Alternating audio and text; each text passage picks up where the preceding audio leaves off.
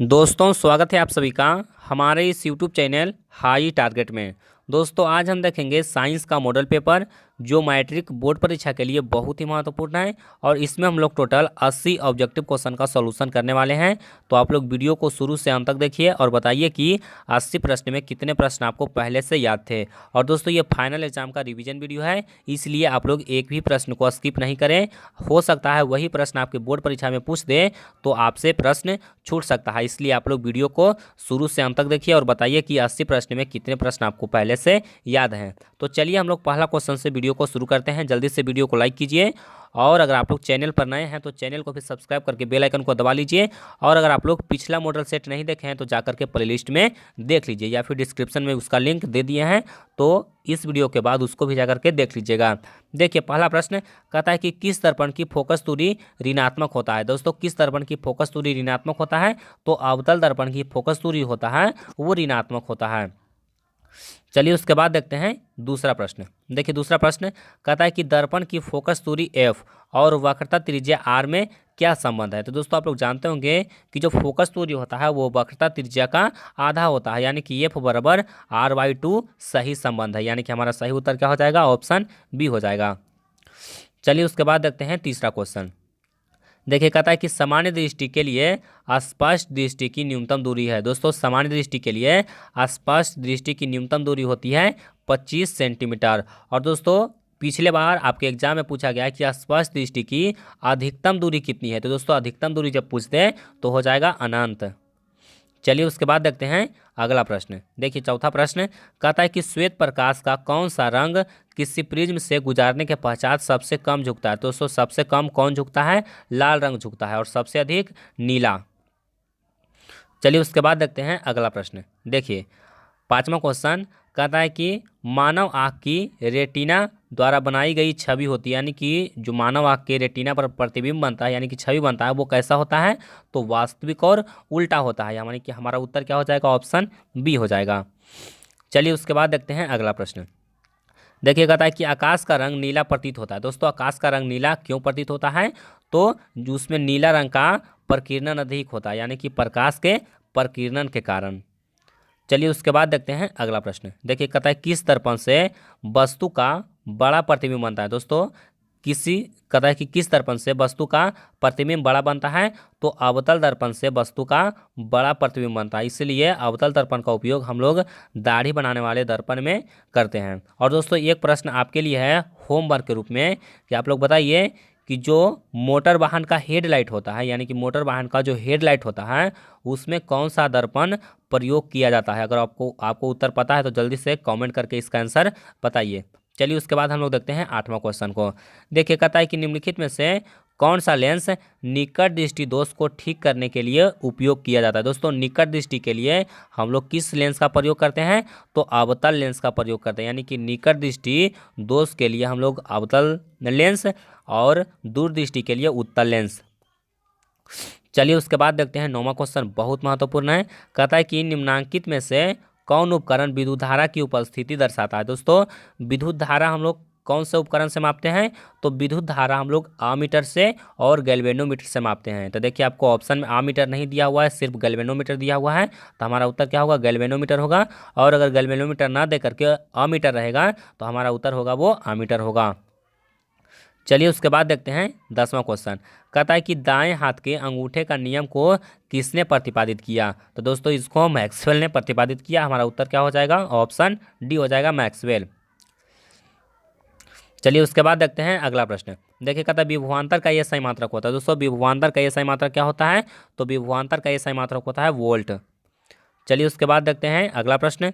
देखिए कहता है कि निम्नलिखित में से किस संयोजन द्वारा प्रतिरोध का मान बढ़ता है। तो देखिए जब हम लोग प्रतिरोध को श्रेणी क्रम में जोड़ेंगे तो उसका जो प्रतिरोध होगा वो क्या होगा, बढ़ जाएगा। हमारा उत्तर क्या हो जाएगा, ऑप्शन ये हो जाएगा, श्रेणी क्रम में। चलिए उसके बाद देखते हैं अगला प्रश्न। देखिए 13 नंबर सवाल कहता है कि चुंबकीय बल रेखा की प्रकृति होती है। दोस्तों चुंबकीय बल रेखा की प्रकृति कैसी होती है, काल्पनिक होती है। अब देखिए चुंबकीय बल रेखा किसको कहते हैं, तो मान लीजिए कि यह एक चुंबक है, इसका नॉर्थ पोल है और ये इसका साउथ पोल है। तो देखिएगा कि उसका जो बल रेखा होता है वो कुछ इस तरह से होता है। आप लोग बुक में भी देखे होंगे, फिगर में इस तरह से होता है। तो ये वास्तव में हमको चुंबक के बाहर नहीं दिखता है, हम कल्पना करते हैं कि यह इस तरह का होता है। वैज्ञानिक इसको प्रूव किया है कि जो चुंबकीय बल रेखा होता है वो इस तरह का होता है, यानी कि वह काल्पनिक रेखा होता है। चलिए उसके बाद देखते हैं अगला प्रश्न। देखिए कहता है कि 1 किलोवाट घंटा किसके बराबर होता है। दोस्तों 1 किलोवाट घंटा किसके बराबर होता है, तो इसका उत्तर हो जाएगा 3.6 गुने 10⁻6 जूल के बराबर, यानी कि ऑप्शन सी हमारा यहाँ पर बिल्कुल सही आंसर होगा। चलिए उसके बाद देखते हैं अगला प्रश्न। देखिए 15 नंबर सवाल कहता है कि नवीकरणीय ऊर्जा का स्रोत है। दोस्तों नवीकरणीय ऊर्जा का स्रोत कौन हो जाएगा इसमें, तो देखिए यहाँ पर हो जाएगा सौर ऊर्जा, यानी कि ऑप्शन भी यहाँ पर बिल्कुल सही आंसर है। चलिए उसके बाद देखते हैं अगला प्रश्न। देखिए कहता है कि कौन सा लेंस अपसारी लेंस भी कहा जाता है, यानी कि कौन सा लेंस को अपसारी लेंस कहा जाता है, तो अभिसारी उत्तल और अपसारी अवतल।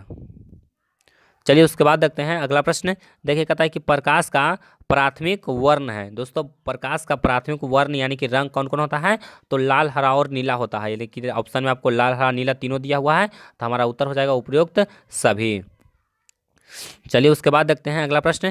कहता है कि निम्नलिखित में से कौन नेत्र का रंगीन भाग होता है। दोस्तों नेत्र का रंगीन भाग यानी कि आंख का जो रंगीन भाग होता है वो होता है आइरिस। कौन होता है, आइरिस होता है। चलिए उसके बाद देखते हैं अगला प्रश्न। देखिए कहता है कि 1 HP बराबर होता है, तो 1 HP बराबर होता है 746 वाट। चलिए उसके बाद देखते हैं अगला प्रश्न। देखिए जो 20वां प्रश्न है वो भी मोस्ट इंपोर्टेंट है। कहता है कि विशालक शीशा यानी कि मैग्नीफाइंग ग्लास होता है। दोस्तों मैग्नीफाइंग ग्लास कैसा होता है, तो देखे होंगे आप लोग आपके इंस्ट्रूमेंट बॉक्स में या फिर कहीं पे इस तरह से एक डंटी लगा हुआ रहता है और इसमें लेंस लगा हुआ रहता है। देखिए इसमें बीच में लेंस लगा हुआ रहता है, तो इसी को कहा जाता है मैग्नीफाइंग ग्लास। तो इसमें कौन सा लेंस होता है, तो इसमें उत्तल लेंस होता है। कौन सा लेंस होता है, उत्तल लेंस होता है, यानी कि हमारा उत्तर क्या होगा, ऑप्शन बी होगा। चलिए उसके बाद देखते हैं अगला प्रश्न। देखिए किसमें क्वेश्चन कहता है जब किसी चालक तार से विद्युत धारा प्रवाहित होता है तो गतिशील कण होता है। तो दोस्तों जब चालक में विद्युत धारा प्रवाहित होता है तो चालक में कौन सा कण गतिशील होता है, तो उसमें इलेक्ट्रॉन गतिशील होता है। कौन सा कण होता है, इलेक्ट्रॉन होता है, वो गतिशील होता है। चलिए उसके बाद देखते हैं नेक्स्ट क्वेश्चन। देखिए 22वां क्वेश्चन कहता है कि एम्पियर घंटा मात्रक है। दोस्तों एम्पियर घंटा किसका मात्रक है, तो आवेश का एसआई मात्रक है। दोस्तों आवेश का एसआई मात्रक क्या होता है, कूलम होता है, और कूलम को ही एम्पियर घंटा से सूचित किया जाता है। चलिए उसके बाद देखते हैं अगला प्रश्न। देखिए 23वां क्वेश्चन कहता है कि निम्नलिखित में से कौन वाट के बराबर है। दोस्तों वाट के बराबर कौन है, तो जूल पर सेकेंड है। कौन है, जूल पर सेकेंड। चलिए उसके बाद देखते हैं अगला प्रश्न। देखिए कहता है विद्युत धारा का मात्रक है, तो विद्युत धारा का मात्रक क्या होता है, एम्पियर होता है। चलिए उसके बाद देखते हैं अगला प्रश्न। देखिए कहता है ग्लोबल वार्मिंग के लिए उत्तरदायी गैस है। दोस्तों ग्लोबल वार्मिंग के लिए उत्तरदायी गैस कौन है, तो कार्बन डाइऑक्साइड गैस है, यानी कि CO2 गैस है। चलिए उसके बाद देखते हैं अगला प्रश्न। देखिए 26वां क्वेश्चन कहता है कि शरीर में भोजन का पचना किस प्रकार की अभिक्रिया है। दोस्तों शरीर में भोजन का पचना उपचयन अभिक्रिया यानी कि ऑक्सीकरण होता है। चलिए उसके बाद देखते हैं अगला प्रश्न। देखिए कहता है कि काली चूना पर जब जल डाला जाता है तब अभिक्रिया होती है। तो जब हम लोग काली चूना पर जल डालेंगे तो इसमें क्या होता है, ऊष्मा निकलता है, यानी कि यह ऊष्माक्षेपी अभिक्रिया है। चलिए उसके बाद देखते हैं अगला प्रश्न। देखिए कहता है कि निम्नलिखित में से कौन सबसे अधिक अभिक्रियाशील है। तो देखिए सबसे ज़्यादा अभिक्रियाशील कौन है, तो देखिए आपको ऑप्शन दिया हुआ है कॉपर, Hg यानी कि पारा, Ag और Au यानी कि सोना, चांदी, कॉपर और मरकरी में सबसे अधिक अभिक्रियाशील कौन होता है, कॉपर होता है। चलिए उसके बाद देखते हैं अगला प्रश्न। कहता है चूना जल का रासायनिक सूत्र है। दोस्तों चूना जल का रासायनिक सूत्र होता है CaOH का होल 2। क्या होता है, CaOH का होल 2। चलिए उसके बाद देखते हैं नेक्स्ट क्वेश्चन। कहता है कि कोई विलयन लाल लिटमस को नीला कर देता है, उसका pH मान होगा। यानी कि कोई विलयन है वो लाल लिटमस को नीला कर देता है, यानी कि वह कैसा क्या होगा, क्षार होगा। और क्षार का जो pH मान होता है वो 7 से अधिक होता है। तो 7 से अधिक कौन है, 11 है और 10 है, यानी कि A और B दोनों होगा, यानी कि ऑप्शन डी हमारा यहाँ पर बिल्कुल सही आंसर है। चलिए उसके बाद देखिए अगला प्रश्न 31वां सवाल, ये भी मोस्ट इंपोर्टेंट सवाल है। देखिए कहता है कि एल्काइन में कार्बन कार्बन के बीच कितने सहसंयोजक बंध होते हैं। दोस्तों एल्काइन में क्या होता है, कार्बन कार्बन के बीच में ट्रिपल बॉन्ड होता है। हमारा उत्तर क्या हो जाएगा, ऑप्शन सी हो जाएगा। चलिए उसके बाद देखते हैं अगला प्रश्न, बहुत आसान है। ग्लूकोज का आणविक सूत्र, ग्लूकोज का आणविक सूत्र क्या होता है, C6H12O6, यानी कि ऑप्शन ए यहाँ पर बिल्कुल सही है। चलिए उसके बाद देखते हैं। देखिए कहता है कि उच्च वाष्पीय अम्लों के सोडियम लवण कहलाते हैं। तो दोस्तों उच्च वाष्पीय अम्लों को सोडियम लवण को कहा जाता है साबुन कहा जाता है। क्या कहा जाता है? साबुन कहा जाता है। चलिए उसके बाद देखिए अगला प्रश्न कहता है कि CHO अभिक्रियाशील मूलक को कहते हैं। दोस्तों इसको क्या कहते हैं? एल्डिहाइड कहते हैं। CHO के किसको कहते हैं? CHO को क्या कहते हैं? एल्डिहाइड कहते हैं। OH किसको कहते हैं? अल्कोहल को कहते हैं। COOH किसको कहते हैं? अम्ल को कहते हैं। तो इस तरह से आप लोग सभी अभिक्रियाशील मूलक को याद कर लीजिए। चलिए उसके बाद देखिए अगला प्रश्न कहता है कि आवर्त सारणी में किसी आवर्त में बाएं से दाएं जाने पर परमाणु की त्रिज्या। तो दोस्तों जब हम लोग बाएं से दाएं जाएंगे तो परमाणु का त्रिज्या है वो घटता जाता है। क्या होता है? परमाणु का त्रिज्या है वो घटता जाता है। चलिए उसके बाद देखिए अगला प्रश्न। देखिए कहता है कि निम्नांकित तत्वों में उसके धातुई गुण के अनुसार बढ़ते क्रम में सजाएं। तो दोस्तों धातुई गुण के अनुसार अगर हम लोग अधातु गुण के अनुसार हमको सजाना है तो सबसे पहले होगा लिथियम, बेरिलियम, कार्बन, ये हो जाएगा। यानी कि ऑप्शन बी हमारे यहाँ पर बिल्कुल सही आंसर होगा। चलिए उसके बाद देखिए अगला प्रश्न। देखिए कहता है कि सिलिकॉन क्या है? तो दोस्तों सिलिकॉन क्या है? तो सिलिकॉन एक उपधातु है। क्या है? सिलिकॉन एक उपधातु है। चलिए उसके बाद देखते हैं अगला प्रश्न। देखिए 38वां क्वेश्चन कहते हैं निम्नलिखित में से कौन विद्युत धनात्मक तत्व है? दोस्तों विद्युत धनात्मक तत्व कौन है? तो यहाँ पर हो जाएगा हमारा उत्तर सोडियम। यानी कि सोडियम है वो त्याग करता है, इलेक्ट्रॉन का त्याग करता है। तो यह कैसा हो जाता है? धनात्मक हो जाता है। चलिए उसके बाद देखते हैं अगला प्रश्न। देखिए कहता है टिहरी बांध का निर्माण किस प्रदेश में किया गया है? दोस्तों टिहरी बांध कहाँ है? तो टिहरी बांध है उत्तराखंड में। कहाँ है? उत्तराखंड में है। चलिए उसके बाद देखते हैं अगला प्रश्न। देखिए कहता है निम्नलिखित में से किस धातु को किरोसिन में डुबाकर रखते हैं? दोस्तों किरोसिन में हम लोग डुबाकर किसको रखते हैं? तो सोडियम को हम लोग किरोसिन में डुबा करके रखते हैं। चलिए उसके बाद देखते हैं। कहता है कि अपमार्जक से बनाए जाते हैं। दोस्तों अपमार्जक से क्या बनाए जाते हैं? तो देखिए आपको सर्फ एक्सल, उसके बाद दिया हुआ शैम्पू, उसके बाद दिया हुआ इजी सर्फ, उसके बाद दिया हुआ उपयुक्त सभी। तो दोस्तों सर्फ एक्सल से हम लोग तीनों को बनाते हैं। तो हमारा उत्तर क्या होगा? ऑप्शन डी होगा, उपयुक्त सभी। चलिए उसके बाद देखिए अगला प्रश्न। कहता है सौर सेल में किसका उपयोग होता है? दोस्तों सौर सेल अर्धचालक का बनाया जाता है। और अर्धचालक कौन है? तो सिलिकॉन है और जर्मेनियम है। तो हमारा उत्तर क्या हो जाएगा? ऑप्शन बी हो जाएगा, सिलिकॉन। चलिए उसके बाद देखते हैं अगला प्रश्न। कहता है कि निम्नलिखित में से किसका उपयोग हम लोग खाना बनाने वाले ईंधन में नहीं करते हैं? तो दोस्तों खाना बनाने वाले ईंधन में हम लोग CNG का प्रयोग नहीं करते हैं। चलिए उसके बाद देखिए अगला प्रश्न। देखिए कहता है कि 2Cu प्लस O2 और डैश उसके बाद 2CuO। तो देखिए यहाँ पर क्या हो रहा है? ऑक्सीजन का योग हो रहा है, यानी कि ऑक्सीकरण होगा। चलिए उसके बाद देखते हैं अगला प्रश्न। देखिए कहता है निम्नलिखित में से कौन सा समीकरण संतुलित नहीं है? तो देखिए कौन सा समीकरण संतुलित नहीं है, तो आपको ध्यान दे करके चारों को देखना पड़ेगा और आपको देखिए परमाणु का यौगिक किसमें गिनना पड़ेगा। तो देखिए यहाँ पर Pb है और यहाँ पर Pb, यहाँ पर हो गया एक। उसके बाद देखिए NO, इसमें कितना बार है? NO2 5 बार है। इसमें NO2 कितना बार है? सिर्फ 2 बार है। तो यह असंतुलित है, यानी कि यह संतुलित नहीं है। तो हमारा उत्तर क्या हो जाएगा? ऑप्शन बी हो जाएगा। चलिए उसके बाद देखिए अगला प्रश्न बहुत आसान है। उदासीन विलयन का पीएच मान। तो उदासीन विलयन का पीएच मान होता है कितना? 7 होता है। चलिए उसके बाद देखिए अगला प्रश्न कहता है कि निम्नलिखित में से कौन दुर्बल अम्ल है? दुर्बल अम्ल कौन है? तो CH3COOH। देखिए जिसमें जितना ज़्यादा कार्बन का मात्रा होगा वो उतना दुर्बल होगा। चलिए उसके बाद देखिए अगला प्रश्न कहता है कि क्रायोलाइट अयस्क है। दोस्तों क्रायोलाइट, कोरंडम, ये सब किसका अयस्क है? तो एल्यूमिनियम का अयस्क है। चलिए उसके बाद देखते हैं अगला प्रश्न। देखिए कहता है कि पोटेशियम का परमाणु संख्या। तो पोटेशियम का परमाणु संख्या 19, कैल्शियम का 20। उसके बाद देखिए अगला प्रश्न कहता है कि फॉर्मिक अम्ल का IUPAC नाम। तो देखिए फॉर्मिक अम्ल है वो चींटी के डंक में पाया जाता है। और दोस्तों फॉर्मिक अम्ल का IUPAC नाम क्या होता है? मेथेनोइक अम्ल। क्या होता है? मेथेनोइक अम्ल। चलिए उसके बाद देखिए कहता है कि इथाइल अल्कोहल का अणुसूत्र। दोस्तों इथाइल अल्कोहल का अणुसूत्र क्या होगा? तो इथाइल यानी कि ईथ में 2 कार्बन, तो यहाँ पर हो जाएगा क्या चीज़? C2H5OH। उसके बाद देखिए अगला प्रश्न बामन। देखिए कहता है कि एल्काइन कौन है? दोस्तों एल्काइन इसमें कौन है? तो आप लोग देखिए एल्काइन इसमें हो जाएगा C2H2। उसके बाद देखिए चीनी का रासायनिक सूत्र पूछा गया है। तो चीनी का रासायनिक सूत्र बहुत आसान है, C12H22O11। चलिए उसके बाद देखिए कहता है कि एसिटिलीन में कार्बन कार्बन के बीच में कितने सहसंयोजक बंध होते हैं? तो एसिटिलीन होता है C2H2 और इसमें कार्बन कार्बन के बीच में कितना बॉन्ड होता है? ट्रिपल बॉन्ड होता है। यानी कि हमारा उत्तर क्या हो जाएगा? ऑप्शन डी हो जाएगा। चलिए उसके बाद देखते हैं 55 नंबर सवाल। देखिए कहता है कि श्वसन के अध्ययन के लिए उपयोग किए जाने वाला बीज है, तो श्वसन के अध्ययन हम लोग कौन से बीज से करेंगे? अंकुरित बीज से करेंगे। चलिए उसके बाद देखिए अगला प्रश्न कहता है कि मानव वृक्क यानी कि मानव का जो किडनी है किस प्रणाली का एक हिस्सा है? तो मानव का जो किडनी है वो उत्सर्जन से संबंधित है। चलिए उसके बाद देखिए 57 नंबर सवाल कहता है कि पौधे में जाइलम निम्नलिखित में से किसके परिवहन के लिए जिम्मेदार है? तो जाइलम जल से जाइलम यानी कि जल से जाइलम, जल से जल तो पानी हो जाएगा। उसके बाद देखिए अगला प्रश्न कहता है कि 58 नंबर कहता है कि श्वसन के दौरान कौन सी गैस निकलती है?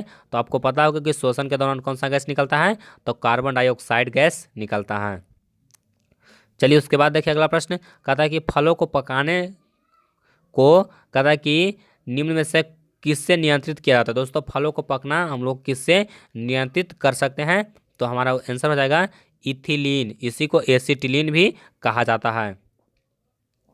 चलिए उसके बाद देखिए अगला प्रश्न कहता है कि न्यूरॉन का वह हिस्सा जहां जानकारी हासिल की जाती है। दोस्तों न्यूरॉन का वह हिस्सा जहां जानकारी हासिल की जाती है वो कौन सा है? डेंड्राइट है। क्या है? डेंड्राइट, यानी कि ऑप्शन ए यहाँ पर बिल्कुल सही आंसर होगा, डेंड्राइट। उसके बाद देखिए अगला प्रश्न कहता है कि निम्नलिखित में से कौन आपातकाल हार्मोन है? दोस्तों आपातकाल हार्मोन कौन है? तो देखिए आपको ऑप्शन देखना पड़ेगा। तो देखिए 61 का सही आंसर क्या हो जाएगा? तो एड्रीनलिन कहा जाता है। क्या कहा जाता है? एड्रीनलिन, यानी कि ऑप्शन ए यहाँ पर बिल्कुल सही आंसर है। चलिए उसके बाद देखते हैं अगला प्रश्न। देखिए 62 नंबर सवाल कहता है कि निम्नलिखित में से कौन सी अनैच्छिक क्रिया नहीं है? दोस्तों अनैच्छिक क्रिया कौन नहीं है? तो अनैच्छिक क्रिया यहाँ पर हो जाएगा चबाना नहीं है। चबाना हम लोग अपनी इच्छा के अनुसार चबा सकते हैं, यानी कि यह ऐच्छिक क्रिया है।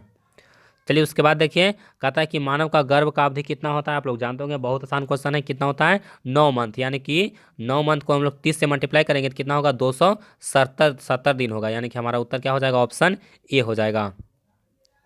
उसके बाद देखिए अगला प्रश्न कहता है कि गंगा एक्शन प्लान कब शुरू हुआ?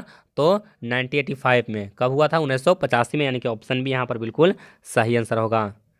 चलिए उसके बाद देखिए कहता है कि मुकुलन द्वारा अलैंगिक जनन किस में होता है? दोस्तों मुकुलन के द्वारा अलैंगिक जनन किस में होता है? तो मुकुलन के द्वारा अलैंगिक जनन होता है ईस्ट में। किस में होता है? ईस्ट में होता है। हमारा उत्तर क्या हो जाएगा? ऑप्शन ए हो जाएगा। चलिए उसके बाद देखिए कहता है कि निम्नलिखित में से कौन सा बीमारी श्वसन तंत्र से संबंधित है? तो देखिए श्वसन तंत्र से देखिए कौन कौन संबंधित है? तो देखिए आपको ऑप्शन दिया गया है डायरिया, टीबी, निमोनिया। तो देखिए यहाँ पर हो जाएगा डायरिया, यहाँ पर हो जाएगा यहाँ पर देखिए कौन कौन सा रोग है? वो श्वसन तंत्र, यानी कि श्वास लेने में हम जो बाधा डालता है। तो यहाँ पर कौन कौन हो जाएगा? तो यहाँ पर हो जाएगा टीबी, एक होता है टीबी और दूसरा होता है निमोनिया। क्या होता है? तो टीबी और निमोनिया, यानी कि आदमी को टीबी अगर हो जाता है तो उसको श्वास लेने में प्रॉब्लम होता है और निमोनिया में भी श्वास लेने में प्रॉब्लम होता है, यानी कि हमारा उत्तर क्या हो जाएगा? बी एवं सी दोनों। चलिए उसके बाद देखते हैं अगला प्रश्न। देखिए 67 नंबर सवाल, इसमें बहुत सारे स्टूडेंट का कन्फ्यूजन रहता है। देखिए कहता है कि मनुष्य और अन्य मांसाहारी जीव निम्नलिखित में से किसका पाचन नहीं कर पाते हैं? तो वह सेलुलोज का पाचन नहीं कर पाते हैं। चलिए उसके बाद देखते हैं अगला प्रश्न। देखिए कहता है कि ब्रेन हैमरेज का मुख्य कारण क्या होता है? दोस्तों ब्रेन हैमरेज का मुख्य कारण क्या होता है? तो हाइपरटेंशन होता है। क्या होता है? हाइपरटेंशन।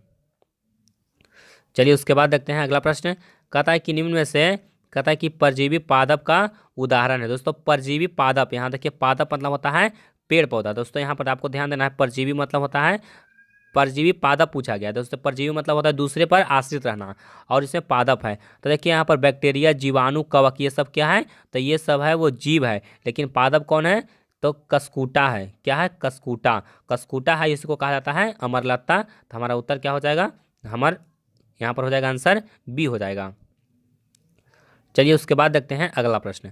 देखिए कहता है कि हृदय से रक्त को संपूर्ण शरीर में पंप किया जाता है, तो किसके द्वारा पंप किया जाता है? तो निलय के द्वारा पंप किया जाता है।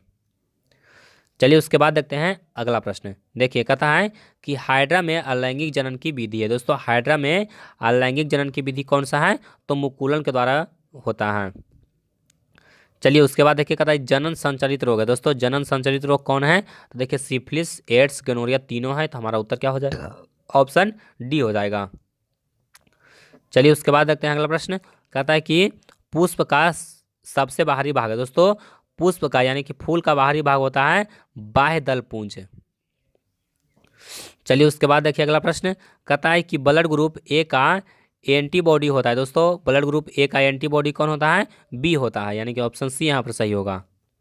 चलिए उसके बाद देखते हैं अगला प्रश्न, कहता है कि रक्त में ग्लूकोज की मात्रा को निम्नलिखित में से कौन नियंत्रित नहीं करता है। दोस्तों इसमें बहुत सारा स्टूडेंट का कंफ्यूजन है, इसका उत्तर क्या हो जाएगा? गैस्ट्रिन होगा। इसका उत्तर क्या होगा? गैस्ट्रिन होगा। और दोस्तों ये 100% सही आंसर है। अगर आपको कोई गलत बताया है तो आप उस पर विश्वास नहीं कीजिए, इसका उत्तर क्या हो जाएगा? गैस्ट्रिन हो जाएगा।